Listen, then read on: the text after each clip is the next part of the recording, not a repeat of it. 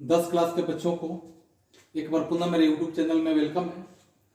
जैसे आप पिछले कई सीरीज के माध्यम से आप अलग अलग विषयों का अध्ययन कर रहे हैं, उन विषयों में आपको यहाँ देखने के लिए मिलेगा कि आज हम लोग पढ़ेंगे संस्कृत विषय से तृतीय पाठ। तो तृतीय पाठ में हम लोग यहाँ देखेंगे कि अलस कथा। अलस कथा यानी आपको हम एक बात आश्वस्त कर देना चाह रहे हैं कि संस्कृत आपके परीक्षा को ध्यान में रखते हुए पढ़ना अति आवश्यक है, क्योंकि इस विषय के माध्यम से ही आप प्रथम श्रेणी में बहुत अच्छे नंबर ला सकते हैं। आपको मालूम है कि 100 नंबर का 100 अंक का यह संस्कृत होता है, तो जितना आपके लिए महत्वपूर्ण हिंदी है, गणित है, विज्ञान है और सामाजिक विज्ञान है, उससे कम महत्व यह भी नहीं रखता है, क्योंकि अच्छे अंक लाने के लिए यह आपके लिए अति आवश्यक बन जाता है। और इसको पढ़ने के लिए बहुत बच्चों को मुश्किल होने लगता है कि संस्कृत भाषा उनको मुश्किल विषय लगता है। तो मुश्किल विषय से इसको बिल्कुल आसान बना लेने के लिए आप पहले पाठों के संदर्भ में एक बार अध्ययन करें, और एक बार अध्ययन करने के बाद आप देखेंगे कि आपके पाठ्य पुस्तक से ही यहाँ कुछ हमने अर्थों को लिया हुआ है। इस अर्थ को एक बार आप अपने पाठ्य पुस्तक से देखने का प्रयास करें, और जब पाठ्य पुस्तक से एक बार अर्थ को देखेंगे तो कुछ अर्थों को समझेंगे। जब अर्थों को समझेंगे उसके बाद आप अपने पाठ को पढ़ेंगे तो आपको बहुत अर्थ समझ इसमें के बहुत अर्थ जब समझ में आने लगेगा, और ऐसे हम जब पढ़ा रहे हैं तो आपको बिल्कुल याद जैसा हो जाएगा। तो हम लोग यहाँ अलस कथा यानी एक तरह का एक कहानी है, और आप कल्पना करिए कि इस कहानी में आज के जो ग्रामीण परिवेश है, आज का जो शहरी परिवेश है, ये सारे परिवेश को समेकित किया हुआ कहानी है, क्योंकि हर किसी की इच्छाएं इस प्रकार से बनी हुई है आज के संदर्भ में कि हमें भी कुछ मिल जाए, हमें भी कुछ उपहार स्वरूप मिल जाए या दान स्वरूप मिल जाए। यानी बहुत संख्या ऐसी है हम लोगों के बीच से ही जो मेहनत किए बगैर बहुत तरह का धन को इकट्ठा करना चाह रहे हैं। वे चाहते नहीं है कि हम मेहनत करें, हमें बैठे बैठे कुछ मिल जाए। तो वैसे आलसी व्यक्ति के लिए एक कहानी है, जो कहानी के बारे में हम बताएंगे आपको। आप समझ रहे हैं कि जैसे इस कहानी में यह अलस कथा से संबंधित विद्यापति द्वारा रचित एक ऐसा कहानी है जिसमें पुरुष परीक्षा कथा संग्रह से इस कहानी को लिया गया है।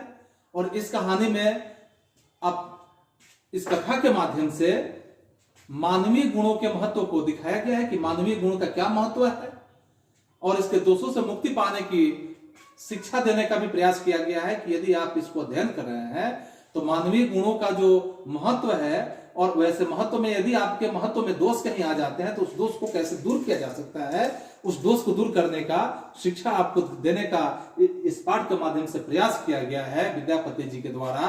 क्योंकि मिथिला में आप देखेंगे कि मिथिला में एक वीरेश्वर नाम का मंत्री हुआ करता था, और ऐसा मंत्री था कि वह स्वभाव से क्या था, तो एक दानी और दयावान प्रवृत्ति का वह व्यक्ति था।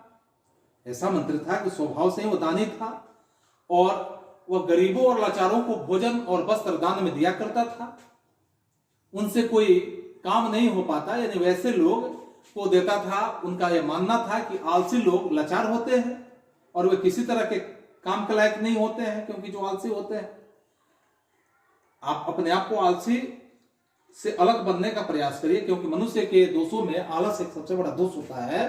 तो यह वीरेश्वर नाम का मंत्री मान रहा है कि आलसी लोग किसी भी तरह के कार्यों के लायक नहीं होते हैं, अतः हमें आलसियों की सहायता करनी चाहिए। यह वीरेश्वर की सोच है।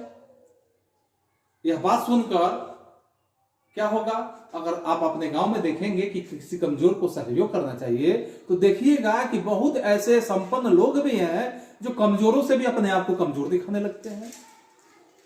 इसलिए कमजोर दिखाने लगते हैं ताकि वो बैठे बैठे चाहते हैं कि मुझे भी कुछ धन संग्रह हो जाए।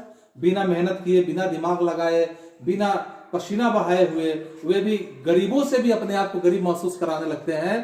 वह सरकारी संपत्ति जो भी होता है उसमें से कुछ लेने का वो भी प्रयास करने लगते हैं, वे भी हाथ फैलाने का काम करने लगते हैं। तो आप ध्यान रखें कि यदि आप संपन्न हैं, आप समृद्ध हैं, आप अपने आप से कुछ कर सकते हैं, तो आप ऐसे श्रेणी में आने का प्रयास न करें। इस कहानी के माध्यम से यही दिखाया गया है कि वे भी ग्रहण करने के प्रयास में लग जाते हैं, इसे ताक में लग जाते हैं। ऐसा करने से आलसी पर अधिक खर्च जब वीरेश्वर का होने लगा, यानी बहुत संपन्न लोग भी आके लाइन में लग गए, उनसे दान लेने लगे, वस्त्र लेने लगे, भोजन लेने लगे, तो इससे क्या हुआ कि वीरेश्वर नामक मंत्री पे जब धन का अत्यधिक बोझ पड़ने लगा, क्योंकि वो इतने लोगों का भुगतान नहीं कर सकते थे, तो उन्होंने एक युक्ति सोचा। और क्या युक्ति सोचा? उन्होंने राय लिया, और राय ली, सलाह ली कि राजा न सिर्फ आलसियों एवं बुद्धिहीनों के लिए यह व्यवस्था की है, लेकिन धूर्त लोग भी इसमें आलसी बन के क्या हुए हैं कि जितने धूर्त हैं वे धूर्त बनकर और इसका लाभ उठा रहे हैं। इसलिए धूर्त लोगों के संदर्भ में यह पहचान कैसे होगी कि इसमें सही आलसी कौन है, इसमें धूर्त कौन है? इसके लिए क्या किया गया कि आलसियों की परीक्षा एक तरह से लेने का युक्ति सोचा गया, और ऐसा विचार करके आलसियों के घर में क्या किया गया? आग लगा दिया गया। जितने आलसी थे सबके घरों में आग लगा दिया गया। जब आग लग गया तो अब माने असली आलसी जो है उसकी पहचान होने की बात थी, क्योंकि ये परीक्षा के रूप में हुआ था। इसमें आप देखेंगे कि घर में जब आग लगा दिया गया, लेकिन उनमें से ऐसा हुआ कि जब आग लगा तो आग लगने के बाद जितने धूर्त थे घर से बाहर भाग गए, लेकिन 4 ऐसे आलसी थे जो वास्तविक में वो आलसी थे, जिनको यह वीरेश्वर नामक मंत्री के द्वारा जो राशि दी जा रही थी वह राशि उनको देने के लायक था। तो 4 ऐसे लोग थे, वो बिल्कुल आलसी थे। वो कपड़े से मुंह ढक कर क्या हुए? सो गए। कपड़े से मुंह ढके और सो गए, क्योंकि वो तो सही में आलसी थे। आलसी जो चारों थे उनमें से आलसी के कारण सभी लोग क्या हुआ कि बाहर शोरगुल करने लगे, और उस चारों आलसियों में से एक आलसी ने कहा, क्या कहा?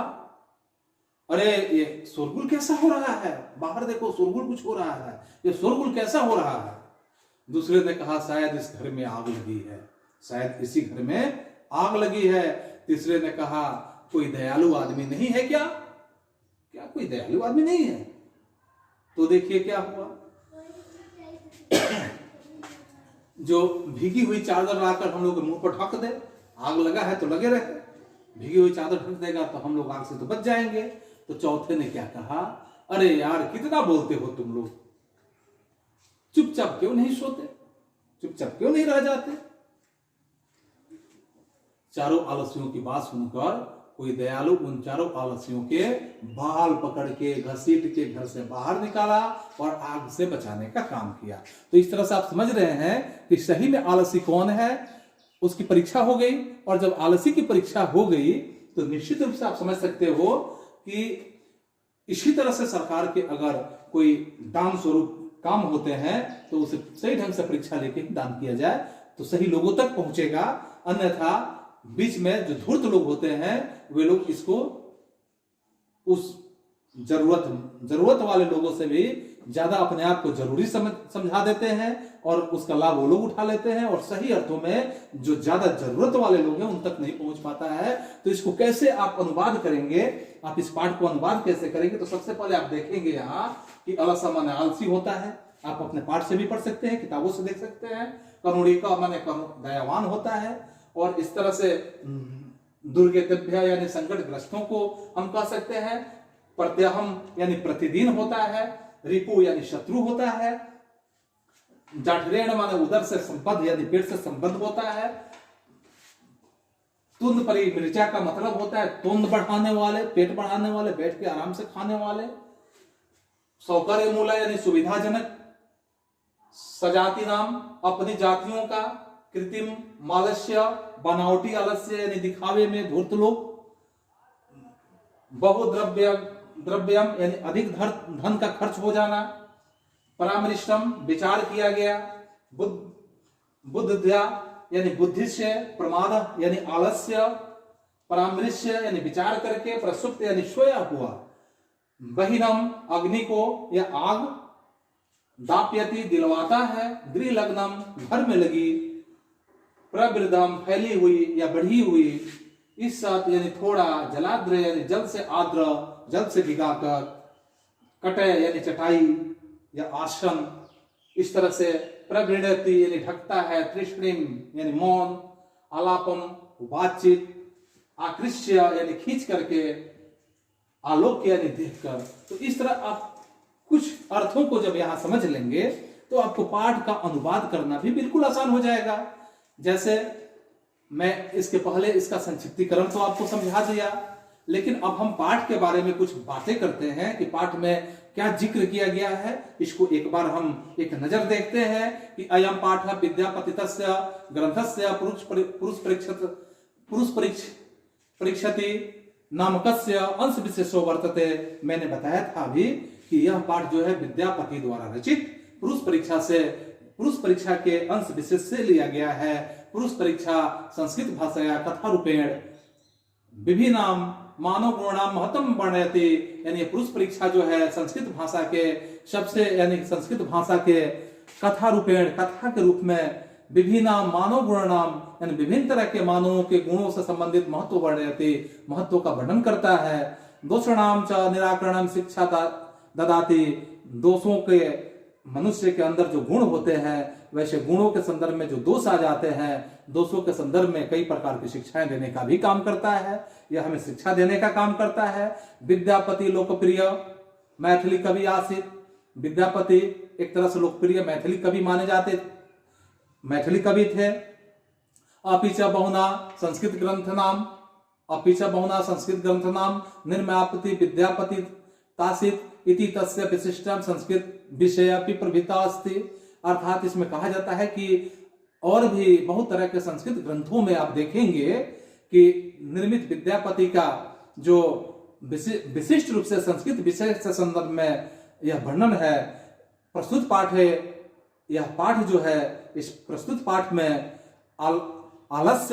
आलस्य माकस्यम दोषस्य व्यंगात्मिकता कथा प्रस्तुता विद्यते, यानी व्यंग रूपी एक तरह से कथा को प्रस्तुत किया गया है। व्यंग तो समझते हैं, यानी कि व्यंगात्मक रूप से यह कथा विद्यापति द्वारा यहाँ प्रस्तुत किया गया है। नीति कारा आलस्यम रिपुमन्यते, यानी नीति के आकार में नियम के जो रूप है जिसमें आलस्य है, आलस्य का जो दुश्मन है, ऐसे उस संदर्भ में बताने का काम किया गया है। तो हम इस पाठ में देखेंगे आसित मिथिला वीरेश्वर नाम मंत्री, मिथिला में वीरेश्वर नाम का एक मंत्री थे। सच स्वभावाद यानी स्वभाव से दानशील थे। करुणाच्य यानी करुणा से दानी के साथ साथ वे करुणाचिक थे। सर्वधाम दुर्गेतभ्यो अस्य प्रथम भोज्यम दाप्यति, यानी वह आलस्यों को भोजन वस्त्र दान किया करते थे। तन्मध्ये लोभ्यो वस्त्र पदार्थ दाप्यते, अर्थात वे वस्त्र भी दान करते थे। यह तो और कहा भी जाता है कि निर्गति नाम च सर्वेशा मालसम प्रथमतः किंचित क्षमते कुर्तु जाथृणापि बहिनाम, यानी यहाँ पे उदर की जब बात आती है, जब प्राणी की बात आती है, पेट की बात आती है, तो यहाँ सभी को प्रथम मत में कहा जाता है कि पेट से संबंधित जो समस्याएं होती है यह हर किसी की समस्याओं में, जैसे किसी भी निर्गति नाम च सर्वेशाम प्रथम मतो, यह अगर हम निर्गत करना चाहते हैं प्रथम मत में किंचित क्षमते, वह किसी भी तरह से क्षमा करने के लायक कर्तु, यानी उदर से संदर्भ बहिनाम, उसे हम पेट से संबंधित अगर मानते हैं कि ततो अलासन पुष्णम तत्लाभम श्रुतम बहस्त परिमृदार्थम बर्तुली भवंतु, यानी कि ऐसा बताया जाता है कि बहुत ऐसे लोभी लोग जो होते हैं, जो लालच में घिरे हुए लोग होते हैं,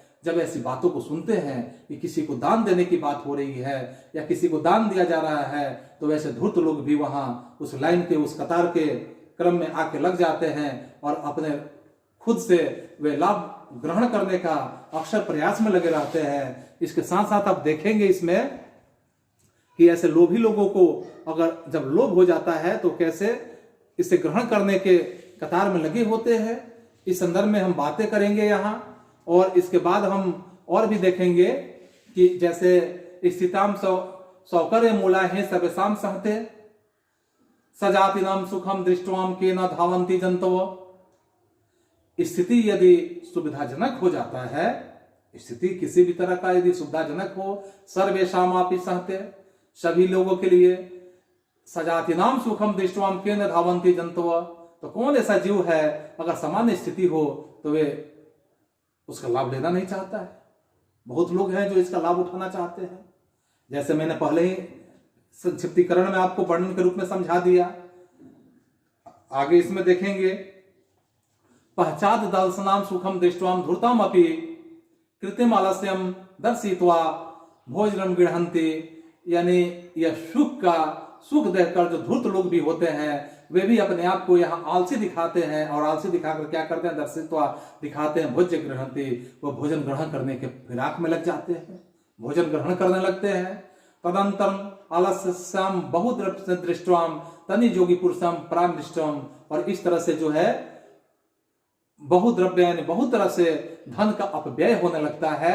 बृहस्पति नामक मंत्री का जब धन का ज्यादा अपव्यय होने लगता है, ज्यादा खर्च होने लगता है, यक्षम बुद्ध्यम करुणाम केवल सेभ्यम स्वामी वस्तुनानि दाप्यति, तो यहाँ जो बृहस्पति नामक मंत्री जो है यक्ष बुद्ध्याम करुणाम, यानी अपने करुणा से अपने बुद्धि के माध्यम से केवल सेभ्यम, वे केवल चाहते हैं कि स्वामी वस्तुनानि दाप्यति, यानी कि वैसे ही लोग जो लोग आलसी हैं, अगर आलसियों को ही दिया जा रहा है तो जो लोग आलसी हैं आलसी को ही मिल पाए, सही आलसियों को ही मिल पाए, धूर्त लोगों को नहीं मिले। इसके लिए एक तरह से बुद्धि से परीक्षा हो जाए। कप्टेन आलसम अपि गृहन्ति इस्तेमासम प्रमाद यदि भवन्ति तदाल पुरुषाणाम परीक्षाम कुर्मो इति परामर्श्यम प्रसुप्ति आलस्य सलायाम तनि योग पुरुषम बहिंदाप्यतुम निरुपयमासु, अर्थात यहाँ कहा जा रहा है कि उन्होंने कुछ अच्छे लोगों से राय लेने का और एक तरह से अपने बुद्धि के माध्यम से परीक्षा लेने के लिए सोचा कि ऐसे परीक्षा लिया जाए जिसमें सही आलसियों की पहचान हो सके और जो धूर्त लोग हैं इनकी भी एक अलग पहचान हो सके। ततो गृहलग्नम प्रविदमग्निम दृष्टवाम धूर्तम सर्वे पलायित्या, ततो गृहलग्नम, तभी घर में आग लगा दिया जाता है, और घर में जब आग लग जाता है इसे दृष्ट यानी दृष्टवा देखकर धूर्ता पालयते सर्वे पालिता, यानी जितने दुष्ट धूर्त हैं वे सभी घर छोड़कर बाहर भाग जाते हैं, क्योंकि वो आलसी तो है नहीं, वो तो धूर्त है, और धूर्त आलसी बन के बैठे हुए हैं, भोजन ग्रहण करना चाह रहे हैं, वस्त्र ग्रहण करना चाह रहे हैं बिना मेहनत किए हुए। पश्चादिस दलसा अपि पालिता चतवारम, यानी सभी के सभी जब बाहर भाग जाते हैं, चतवार यानी चार ही पुरुष अस्त्रेण सुप्तम परम स्वात पंक्ति, उसमें चार ही है जो उसमें सोए रह जाते हैं। एकेन वस्त्रानुमुक्तम, एक वस्त्र बाहर निकाल के उक्तम यानी बोलता है, क्या बोलता है, एक यानी चार इसमें जो आलसी है मुख्य आलसी, उसमें से एक बोलता है अहम कथमत कोलाहल, अरे क्या कोलाहल हो रहा है, क्या हल्ला हो रहा है, क्या शोरगुल हो रहा है। द्वितीयोक्तम, दूसरा बोलता है तर्केन दस्मिति गृहम अग्नि लग्नो अस्ति, लग रहा है कि इस घर में आग लग गया है। दूसरा बोलता है कि लग रहा है कि इस घर में आग लग गया है। तृतीयोक्तम, तीसरा कहता है कोपी तथा धार्मिको नास्ति, कोई ऐसा धार्मिक जरूर होगा, कोई धार्मिक इसे क्या करता कि इस आग को बुझा देता। इदानीम जौलांद्रयोसो ही कौटवासन प्रणयोति, यानी कोई भीगा हुआ वस्त्र लाकर और हम लोग को मुंह पे ढक देता, आग लगा हुआ है तो कोई फर्क नहीं पड़ता, हम लोग आग से बच जाते। चतुर्थोक्तम, चौथा कहता है अयो वचाल, अरे बक बक बोलने वालो, कति वचनाने सुक्तुम सक्तुम, तुम क्या बक बक बोल रहे हो, तृष्णि कथम न तिष्ठत, और सबको चुप कराने का बात करता है। ततस् तुणापि तेषणाम परस्पराम श्रुत्वाम बहिनीम च प्रवृद्धमो शामुपरि परिस्थित्य दृष्ट्वा नियुक्त पुरुष व्यम चत्वारस्यम केशवे वाकृष्यम गृहीत्वा गृहात वही कृता, तब तक चारों को क्या किया जाता है कि उसके बाल को पकड़ के घसीट के बाहर निकाला जाता है, जो परीक्षा के क्रम में वे परीक्षा पास हो गए होते हैं कि सही आलसी तो चारों वही है, क्योंकि आलसी की परीक्षा में वो चारों पास हो गए हैं तो जल न जाए, इस जलने के डर से वो चारों को क्या किया जाता है कि घर से बाहर बाल पकड़ के बाहर निकाला जाता है। पहचानो कुलम तनिर योगी पठितम, और इस तरह से आप इसको भी पढ़ सकते हैं। परित्यो गति श्रीणाम बालनाम जननी गति नलसाम गति काची लोके करुणाम विदाम, अर्थात कहा जाता है कि पतिरेव गति, इस श्रीनाम पति की गति से ही स्त्री की गति का स्थिति होता है। जैसे पति का गति होता है वैसे उसके पत्नी का गति होता है, बलनाम जननी गति। और बालक का जो गति होता है अपने माता की गति के आधार पर चलता है, अर्थात पति के हिसाब से पत्नी की इज्जत होता है और माता के हिसाब से पुत्र का इज्जत होता है। नलसाम गति का चिन्ह करुणाम विनाम, और इस तरह से करुणा के बिना कहा जाता है कि कोई भी गति नहीं होता है। मनुष्य के अंदर जो भावनाएं होती है उसके भावनाओं के हिसाब से मनुष्य का गति होता है, मनुष्य के कर्मों के हिसाब से मनुष्य का गति होता है, मनुष्य के अपने व्यवहार के हिसाब से उसका अपना गति होता है। अर्थात हम जैसा कर्म करते हैं उसका फल हमें तो मिलेगा ही, और उसके फल के लिए भी हमें तैयार रहने की सख्त जरूरत है। पश्चातेषु सर्वेश चतुष्षु ततोपधिकरम वस्तु मंत्री दाप्यमास, और इस तरह से मंत्री जो है यह चारों की परीक्षा सही ढंग से ले लेते हैं कि उनके परीक्षा में चारों ही सटीक बैठते हैं, और चारों जब सटीक बैठते हैं तो चारों जो है इनसे बेहतर और इनसे आलसी मंत्री के नजर में, यानी बृहस्पति नामक मंत्री के नजर में दूसरा कोई नहीं है। और इस तरह से मंत्री के धन जो है मात्र चारों पे ही खर्च हो पाता है। बाकी धूर्तों की एक अलग पहचान हो जाती है, जो बाकी धूर्त हैं वे परीक्षा में फेल कर जाते हैं, और इस तरह से कहानी समाप्त होता है। तो इस पर कई तरह का प्रश्न भी है। तो छात्रों में आपको एक बार याद दिला देता हूं कि आप इसको इत्मीनान से सुनेंगे और आप अपने किताबों को भी देखते रहेंगे तो निश्चित रूप से संस्कृत में आप 100 के 100 नंबर भी ला सकते हैं बहुत आसानी से। अगर आपको कोई भी तकलीफ हो, किसी तरह की परेशानी हो, तो आप निश्चित रूप से मेरे कमेंट बॉक्स में कमेंट करके आप अपने सुविधा के हिसाब से मुझसे डिमांड कर सकते हैं। मैं प्रयास करूंगा कि आपकी सुविधा के हिसाब से काम करने का और प्रयास करूं। आज के लिए बस इतना ही, फिर मिलते हैं अगले सीरीज के साथ अगले क्लास में। तब तक के लिए बच्चों थैंक यू, दैट्स ऑल।